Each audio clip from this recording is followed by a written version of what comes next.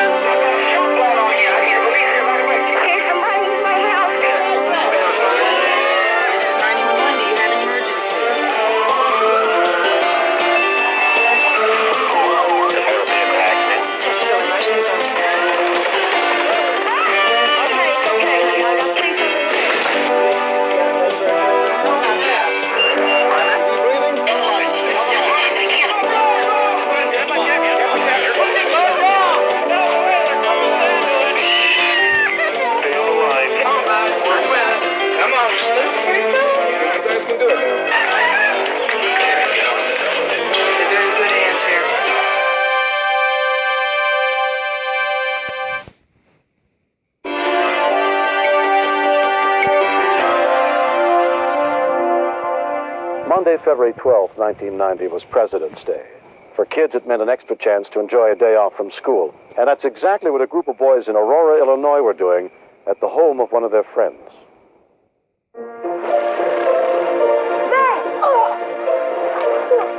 We were just having an average sleepover, basically partying down. I do tend to stay at home with my children and be there for them and bake the cookies and do the room mother bit. But I've also learned that you can't be everywhere with your child. Once that child is out of diapers and they're going to school, you do have to let go somewhat. You have to be good, okay? Marcia Oliver left her youngest son, Fletcher, alone inside the house watching television, while 9-year-old Tristan and his 11-year-old brother, Leighton, played outside with their friends. I'm going to the store. Stay off the garage. I waved goodbye in the car and told the children I'd be back in about 15 minutes. They're achievers in school. They make good grades. They're not troublemakers. Occasionally we find one up a tree and we have to pull them down. But I wouldn't trade raising boys for anything in the world. Hey, you guys! Got an idea! Follow me! There, take this. Get some logs! What are you gonna do? Right about here. One of the boys at the Oliver's house that day was 13-year-old Jim Morello. Leighton decided to quit playing war and to start fires by his fort. Leighton's the kind of guy who likes to take risks. He does things that normally I wouldn't do, and I'm a lot bigger than him. Tristan Oliver also went along with his older brother's plan. Actually, I didn't think much of what was going to happen. We just started putting little sticks, pine cones, leaves, all sorts of stuff. Just enough. They used to make that fire. I mean, there's no paper or anything. Leighton thought of the gasoline.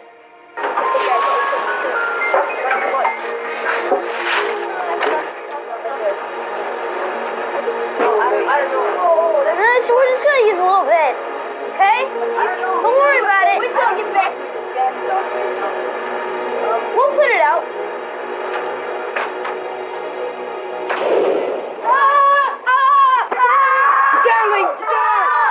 Leighton was waving his arms, and I told him to drop on the ground. A few weeks beforehand in home economics, I learned to put a fire blanket or any kind of covering over anybody who was on fire. Jimmy smothered the flames on Leighton. And I just thought fire opposite water. Took him over to the faucet and turned the water on. So I went inside and called 911. Rescue units with the Aurora Fire Department were immediately dispatched to the scene. Paramedic Joe Bartholomew was among those who responded. Children have a curiosity about fire.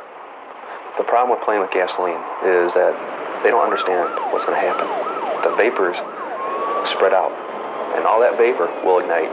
And there's no way that you could put that gas can down in time before it explodes. His chest looked like wax, like he was a wax figure and someone just lit him in the middle of his body. I just stayed with Layton, crying my eyes out and just worrying about him. I thought that Layton would die, for sure. We heard Engine 7 go on the scene maybe a minute to 30 seconds prior to our arrival. They called back and said that definitely we have the kid and that we're going to need all the burn packs. All right, we got an ambulance coming. Easy. Paramedic trainee Tony Nelson was assisting in the ambulance that day. You could have heard him down the block. He probably still felt like he was on fire. This is the worst case I've ever seen. We couldn't start an IV on him because all the normal sites for us, they were compromised already from the burns. He had a polyester sweatshirt on. It just keeps burning and it melts as it burns. It becomes a hard, crusty material. So you have to get it away from the body as quick as possible. And the hard problem is getting through it.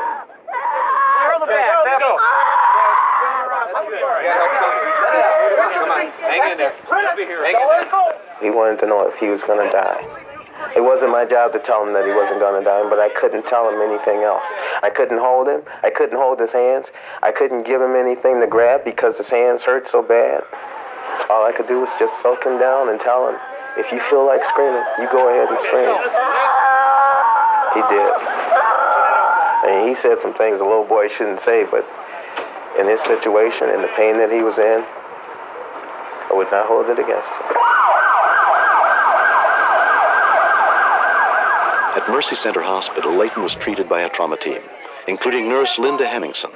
We really felt a tremendous sadness, that feeling that he was burned so severely that he probably wasn't going to make it. As soon as Layton's mother got back to the house, she was rushed to the hospital. Hi, sweetie, it's all right. No one's angry. It's just an accident. If my son saw me hysterical in there, he would know the extent of the damage. So I kept myself in control till I got out of the room. There was plenty of time to cry later, believe me. While Layton was airlifted the 30 miles to the nearest burn unit at Loyola University Medical Center, his parents could not go with him and had to drive themselves. I don't really remember a lot of the conversation because one or the other of us would start to cry and couldn't see to drive the car, so we'd pull over and whoever's not driving gets in and drives again. He was my son. He couldn't die. He was my firstborn. I lost count of the amount of prayers I said, very similar to saying, please God, let me take some of this pain away from him. Intubated number 6. He's got 2 liters of fluid on board. I would ask them what are the extent of the burns. They started at 40% full thickness burns and worked their way up to 65%. All Layton had left was muscle on his neck and shoulders. Hi, it's Dr. Alkin. Layton was placed in the intensive care unit and attached to a respirator. His family and friends began the tense wait to see if his body would be able to fight off infection. His chest, both of his arms, and most of his...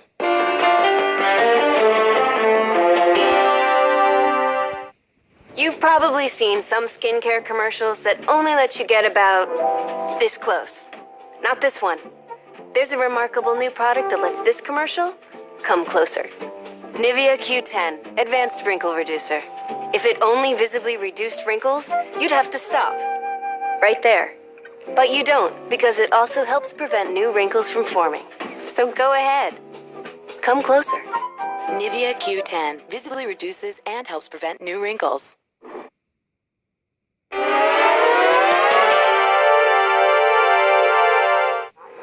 But although she'd used the freshest frogs, the spell did not work. I read to Layton constantly when I was in the room. To hear my voice, I thought might soothe him a little bit.